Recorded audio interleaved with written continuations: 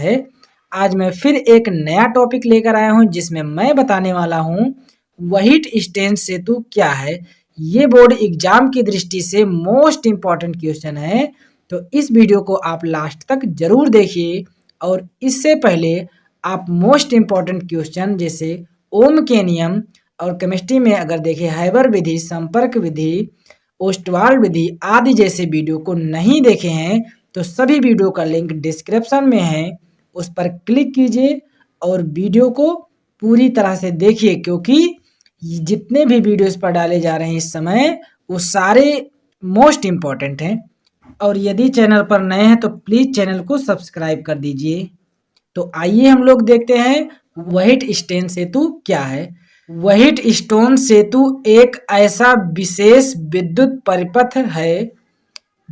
परिपथ है जिसकी सहायता से किसी अज्ञात प्रतिरोध को ज्ञात किया जा सकता है। यानी कि व्हाइट स्टोन सेतु जो है एक विद्युत परिपथ है जिसकी सहायता से अज्ञात प्रतिरोध को ज्ञात किया जा सकता है। इसका मतलब अगर हमारे पास कुछ ज्ञात प्रतिरोध हो, उसकी सहायता से जो हमको ना पता हो, जिस प्रतिरोध के बारे में हमको नहीं पता हो, उसको हम ज्ञात कर सकते हैं। इसके बारे में हम थोड़ा सा पढ़ते हैं कि हमारा ये व्हाइट स्टोन सेतु वगैरह नाम क्यों पड़ा। तो इसका आविष्कार प्रोफेसर C.F. व्हाइट स्टोन ने किया था। यानी कि इस विधि का आविष्कार किसने किया था, यानी कि इस सेतु, देखो अगर सेतु देखना चाहते हैं तो सेतु ये बना है, तो इस सेतु का आविष्कार किसने किया था, प्रोफेसर C.F. व्हाइट स्टोन ने किया था। तो हम लोग वही पढ़ेंगे कि इसका आविष्कार प्रोफेसर C.F. व्हाइट स्टोन ने किया था, इसलिए इसे व्हाइट स्टोन सेतु का नाम से जाना जाता है। यानी कि हम लोग इसी कारण से इसे व्हाइट स्टोन सेतु के नाम से जानते हैं। फिर इसके बाद में आइए हम लोग इसकी रचना देखते हैं कि रचना इसका कैसा है।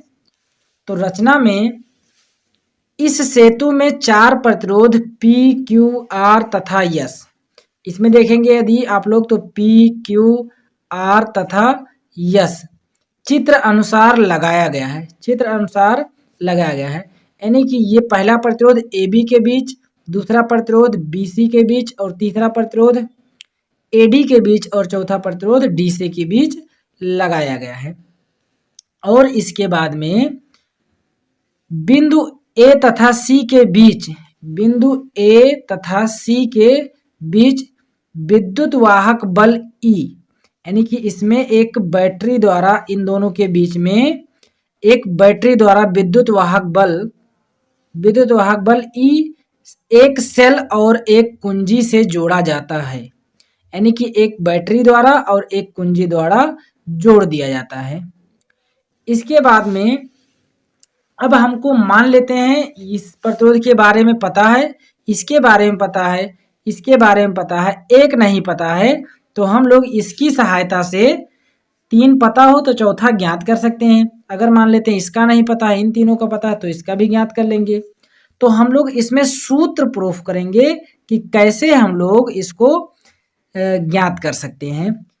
ये जो क्वेश्चन है ये बहुत ही महत्वपूर्ण है, तो इसको आप जरूर से जरूर देखिए। और देखिए मैं बहुत शॉर्ट में ही लिखा दिया हूँ, तो आपको परेशान नहीं होना है।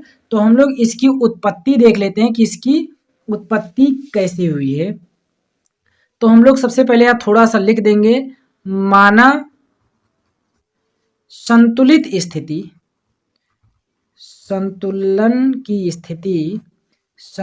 की स्थिति में बैटरी द्वारा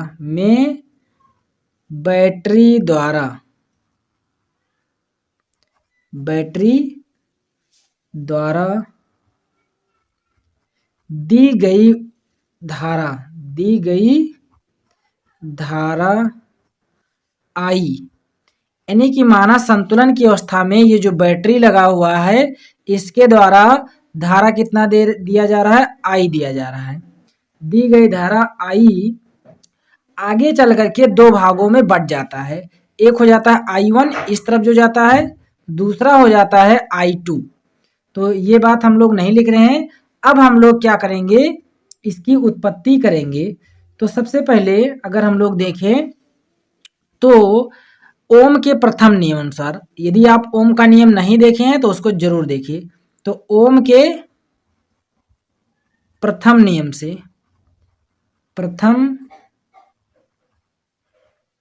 ओम के नहीं सॉरी किरचॉफ के प्रथम नियम से, किरचॉफ के प्रथम नियम से, किरचॉफ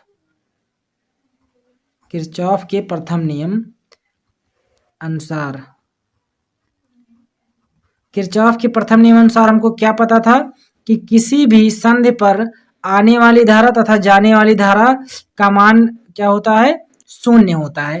यानी कि आने वाला धारा आई, जाने वाला धारा को हम लोग क्या लिखते हैं, माइनस में, -I1, और दूसरा भी जाने वाला धारा है तो -I2 बराबर क्या होता है, शून्य होता है।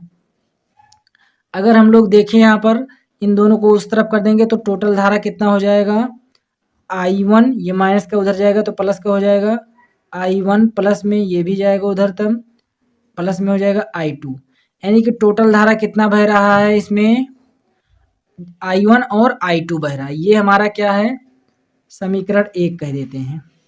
ये प्रथम नियम अनुसार। इसके बाद में हम लोग द्वितीय नियम देखेंगे जिसको हम लोग कहते थे लूप नियम। तो हम लेंगे लूप नियम लगाने पर चतुर्भुज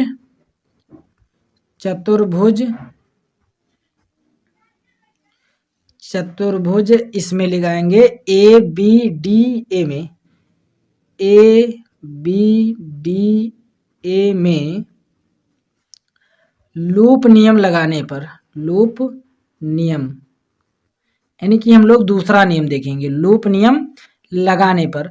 लूप नियम लगाने पर हमको क्या पता चलेगा, हम जानते थे कि लूप नियम में क्या होता था, इसमें हो जाएगा जो अगर हम लोग इसको देखेंगे इधर इस तरफ, तो जो दूसरी तरफ जाता है उसको हम लोग क्या कर देते हैं, माइनस कर देते हैं। इसका मतलब I1P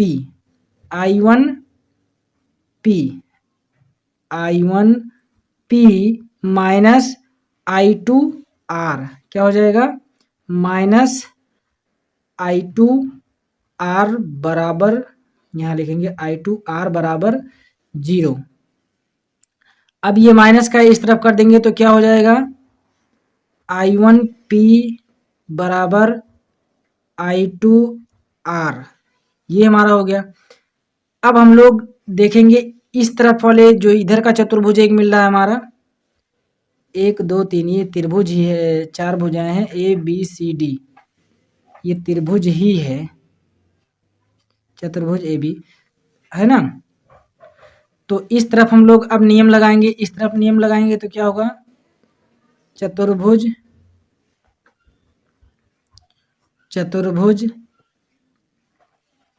BCDB में, तो इसमें अगर हम लोग देखेंगे तो इस तरफ से धारा आ रही है, हम लोग इस धारा के सापेक्ष देख रहे हैं, तो इसका मतलब इधर से आ रही है और इधर वाला दूसरी तरफ जा रही थी, तो हम लोग इसको प्लस में लिखेंगे, इसको माइनस में लिखेंगे। यानी कि I1Q माइनस इसको कर देंगे क्या है, ये I2 है, क्योंकि धारा ये क्या है I2, देखो लिखा है इधर I1, I2S बराबर 0, बराबर क्या हो गया है, 0 हो गया है। अब हम लोग इस माइनस को उस तरफ ट्रांसफर कर देंगे तो क्या हो जाएगा, I1Q बराबर I2S, इसको कह देंगे हम लोग, इस वाले को कह देंगे समीकरण 2, इसको कह देंगे समीकरण 3। अब हम लोग कहेंगे समीकरण 1 व 2 को भाग देने पर, समीकरण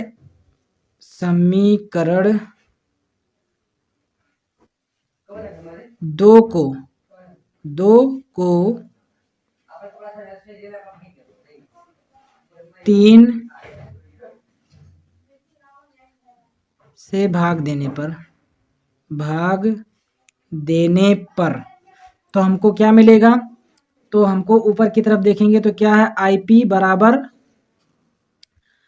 I1P बराबर I2R बटे में क्या हो जाएगा,